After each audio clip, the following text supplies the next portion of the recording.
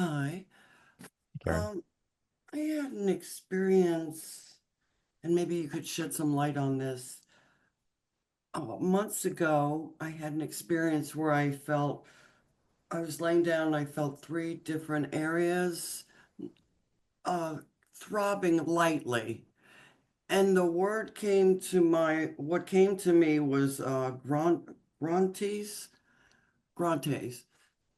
And although I'm familiar with yoga and a lot of yogic things, I wasn't real familiar with that.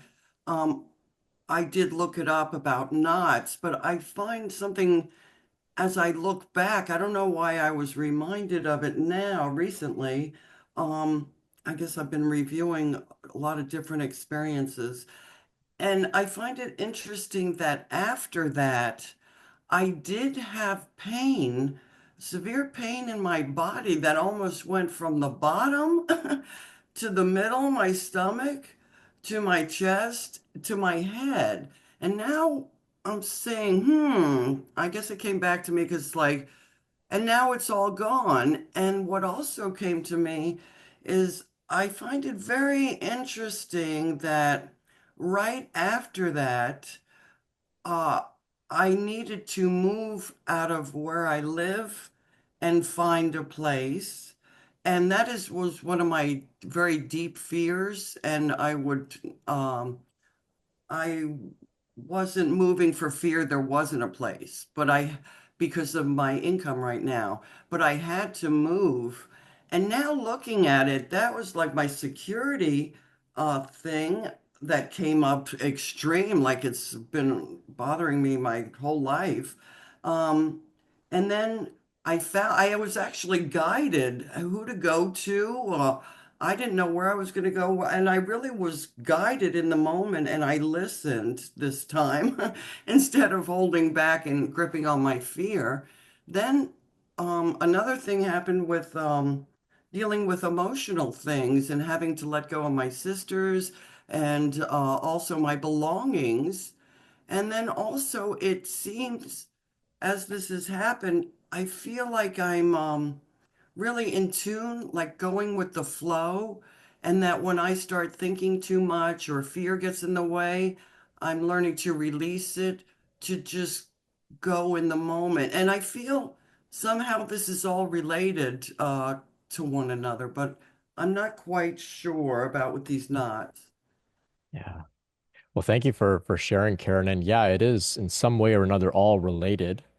There may be times where we can't be given the specifics of how it's all related, but we can know that, of course, it is all related in some way. What's going on inside our system, what's going on in our external life, our relationships, our work, our career, transitions, all of that. It's all one big unfolding. So it's interesting that you received this word spontaneously from within, Granthi, which of course, like you said, it refers to not, Granti's Sanskrit word for not.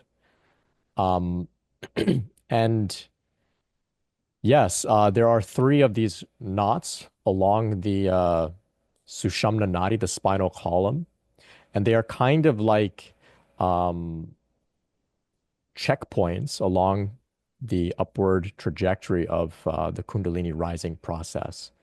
Now, not everybody needs to be aware of these granthis or the specifics of them. I myself don't know much about them compared to, I'm sure, all of the information that's out there.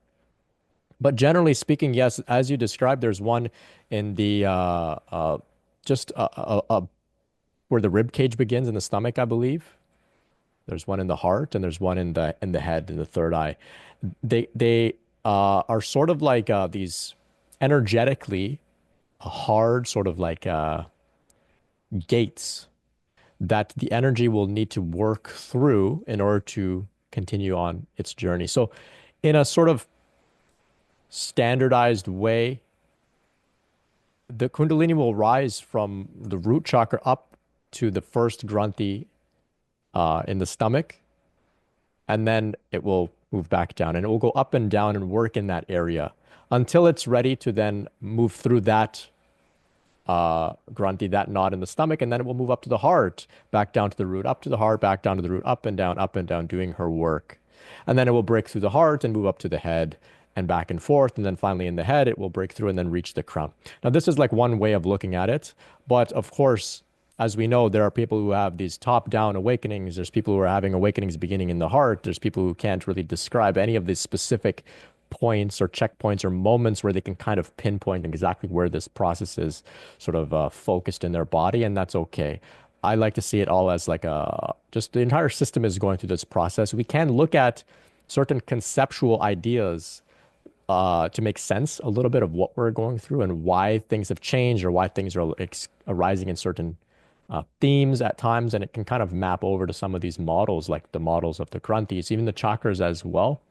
I can make an argument that there are actually no chakras. It's just one energy flow. It's just that our mind has created this concept of the chakras to better understand this energy flow. And so the same with the Granthis. So some will describe these key moments where they felt a piercing of a Granthi or a block, unblocking or a moving through. Others, not so much. But it's important if it has arisen in your consciousness spontaneously, that it does have some meaning. And so it, at the very least, can just be reassuring and saying, hey, yeah, you are actually going through a valid Kundalini process.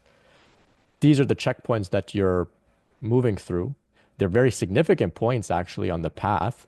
When the energy moves through these granthis, they're very significant. And so you can look overall at your process and say, I am going through a valid Kundalini awakening. Things are going well. These granthis are being unlocked. This is good. I can further trust and surrender to what's happening. And know that sometimes we're given a little bit of information just to kind of satisfy our intellect a little bit if we get questions that come up or we're confused or we're doubtful.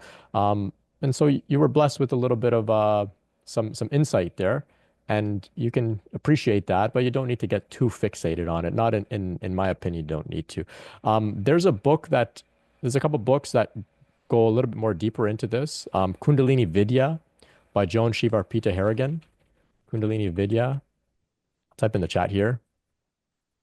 And The Serpent Power by Swami Kripananda. Um, I believe The Serpent Power by Swami Kripananda talks about the Granthis. I apologize if it doesn't, but I'm pretty sure that it does. And if you would like a more dense textbook style read, Kundalini Vidya. If you would like a a more easily digestible, shorter read, The Serpent Power by Kripananda is is pretty good. Just give me a second while I just make sure that I said the right name. I appreciate your feedback. And also, one thing I could really key into is my intellect. I used to go into my head a lot. So it's a good reminder for me. Don't get too stuck in my head. It's good to read these things and but not to go back to the old way of being. So that was very helpful. And also to speaking of verifying, so that's what it's helping me to do. And I Yeah. appreciate the books too. Thank you so much. Oh, you're so welcome. Thank you. And I apologize. It wasn't not The Serpent Power. It's called Sacred Power by Swami Uh, Kripananda. Yeah. okay.